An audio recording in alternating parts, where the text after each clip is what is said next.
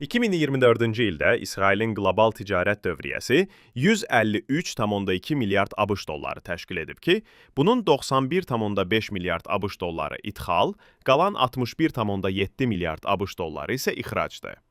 Al Jazeera kanalının 22 may 2025-ci tarixli dərc etdiyi məqaləyə görə, ötən il İsrail 117 ölkəyə məhsul ixrac edib, 192 ölkədən isə məhsul alıb. Qeyd edək ki, İsrail məhsullarının ən böyük idxalçıları 17,3 milyard dollarla ABŞ, 3,2 milyard dollarla İrlandiya və 2,8 milyard dollarla Çin olub. Dördüncü yerdə 2,7 milyard dollarla Hollandiya, 5-ci yerdə isə 2,3 milyard dollarla Almaniya qərarlaşıb.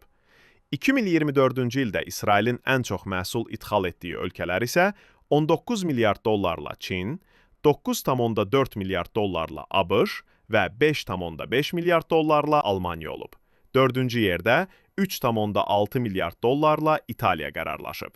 5-ci yerdəki ölkə isə olduqca qəribədir. İllərdir İsrailə qarşı nifrət dolu çıxışlar edən, İsrailə təhdidlər yağdıran və onu düşmən elan edən Türkiyədir. Türkiyə ötən il 2,8 milyard dollarlıq malını İsrailə satıb. Belə olan halda sual yaranır.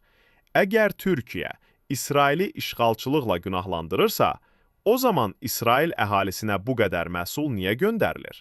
Yoxsa Türkiyə əl altından İsrailin Fələstini məğlub etməsinə dəstək olur? Çox maraqlı suallardır. Özünü Fələstinin dostu kimi göstərən Türkiyə, Azərbaycanın İsrail ilə olan strateji əməkdaşlıqlarını özlərinə xəyanət kimi hər yerdə nümayiş etdirsə də, özü İsrailin ən böyük ticarət ortaqlarındadır. Bəs Türkiyə kimə xəyanət edir?